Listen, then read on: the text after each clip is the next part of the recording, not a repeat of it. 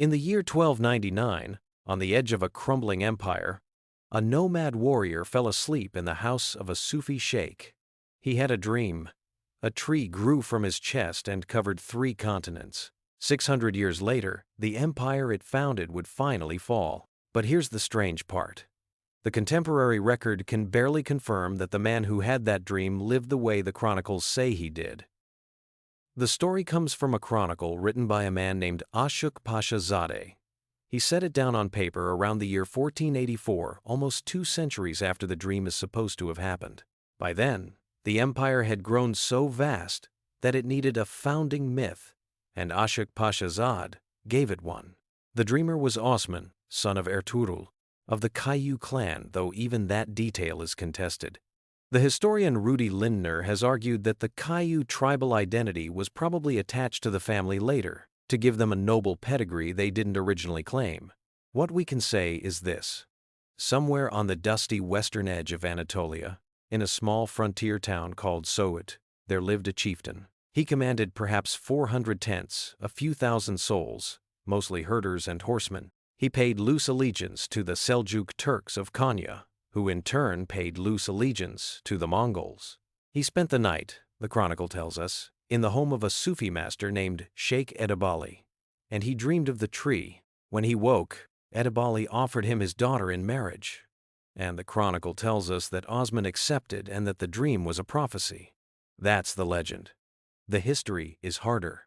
No Ottoman documents from Osman's own lifetime survive.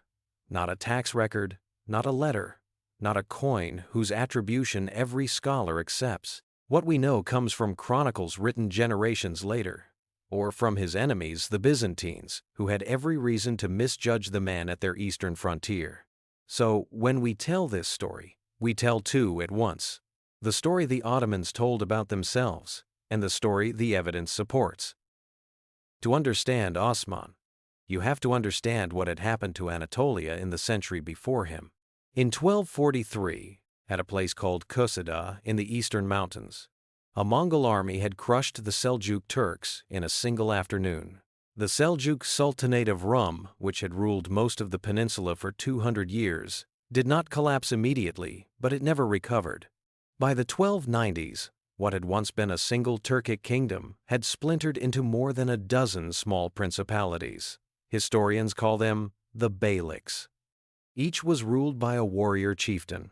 Each was carving out territory between 2 failing empires, the Seljuks behind them and the Byzantines in front of them. And the Byzantines were dying too. Constantinople had been sacked by Christian crusaders in 1204. The empire had clawed its way back to the city in 1261, but it was a shadow. Plague swept the countryside. Civil wars consumed the court. The Byzantine army that had once held Anatolia from the Aegean to Armenia had retreated to a thin coastal strip in the northwest. Between the failing Seljuks in the east and the failing Byzantines in the west, a borderland had opened. The Turks called it the Uç, the frontier, and along the Uç, an entire culture was being born. Imagine it. Greek farmers and Turkish herders, Nekuz Christian monks and Sufi dervishes preaching in the same valleys, refugees from a dozen failed wars crowding into hill villages, raiders moving in both directions, sometimes for plunder, sometimes for converts, sometimes for both. This is the world Osman inherited. Not an empire, not even a kingdom, a frontier zone, a culture in motion, 400 tents and a Sufi master's blessing. That, and one other thing, a name. The followers who rode with him began to be called, in the Turkish of the time, Osmanlı, the people of Osman. For the first decade of Osman's career as a chieftain, the conquests were small. A Byzantine fortress called Karacahisar, taken around 1285. The town of Bileşik, a new base at Yenişehir. These were the standard moves of a frontier raider. Hit a Greek outpost at dawn, take what you could carry, vanish back into the hills before reinforcements arrived. Nothing about it would have alarmed the emperor in Constantinople, who had bigger problems. Then came the 27th of July, 1302. The Emperor Andronikos II had finally decided that the Bithynian frontier needed help. He dispatched a relief force of roughly 2,000 men, marching to break the pressure on the city of Nicomedia, Their commander was a general named Muzalan. Osman was waiting for them at a place the Byzantines called Baphius, somewhere in the hills southeast of the Sea of Marmara. We don't know the exact location today. What we do know, because the Byzantine historian George Pachymeres witnessed the aftermath, is that Osman's force was about the same size, maybe 2,000 horsemen, and that when the two armies met, Muzalan's column was routed. This is the moment that historians like Simal Kafadar now call the real founding of the Ottoman state. Not the dream. Not the marriage to Edebali's daughter.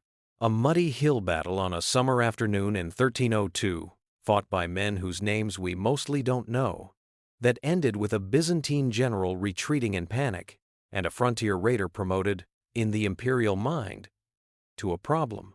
The aftermath mattered more than the battle. After Baphius, the Christian peasants of Bithynia, the agricultural hinterland that fed Constantinople, began to flee west. Pachymeres describes them crowding into the capital and onto the island. Within a generation, the countryside that had supplied the Byzantine capital for centuries was hollowed out.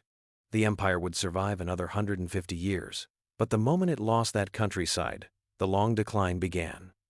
And the people who took it called themselves Osmanli. After Baphius, Osman's ambitions changed. He wanted Bursa. Bursa was not a frontier village. It was a real city, a Byzantine commercial center at the foot of Mount Olympus, walled, wealthy, and well-defended. Taking it would mean something. The siege of Bursa was not a siege in the way later European warfare understood the word. The Ottomans had no heavy artillery. They couldn't storm the walls. What Osman did instead was a long blockade. He built fortresses on every road into the city. He cut the supply routes one by one. He let the seasons do the work that catapults could not. The pressure began in the late 1310s. It would not break the city for another decade. While that pressure continued, something quieter was happening that mattered more. Osman began to govern. Silver coins survive bearing his name, though scholars still debate whether the earliest pieces are his or his son Orhan's. The historian Halil Inalchuk reads them as the first acts of Ottoman state building. Beyond the coins, Osman appointed judges in the towns he had taken. He divided his sons by talent. Orhan, the warrior, would inherit the army and the throne. Al-Adin, the scholar, would manage the administration. That division, sword and pen, sultan and minister, brother beside brother, would echo through Ottoman governance for a long time after Osman. By the time Osman's body began to fail, the blockade around Bursa had nearly done its work. In 1326, Osman died. The chronicles say he was 68. We have no way to verify it. His son Orhan rode into Bursa as a conqueror that same year, accepting the surrender of a city his father had spent a decade pressing on. The Ottomans had a capital now. They had coins. They had a name. They held, by the most generous estimate, perhaps 30,000 square kilometers of territory, a small country's worth of land, carved out of two failing empires.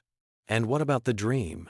Ashokpashazadeh wrote it down in 1484. Mehmed Neshri repeated it a few years later. Every Ottoman chronicler after them passed it on.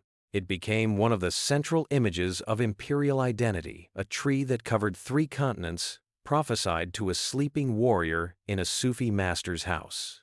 The modern historians who have studied the source problem most carefully, Simal Kafadar, above all, have come to a careful conclusion. The dream is legend. The polity is real. The man is somewhere between the two. Whether Osman really had that dream doesn't change what happened next. The chroniclers said the tree in his dream covered 3 continents. By 1326, the polity that carried his name had taken root in a single corner of one of them. The rest of the dream, and the question of whether it was ever really his, would belong to his sons.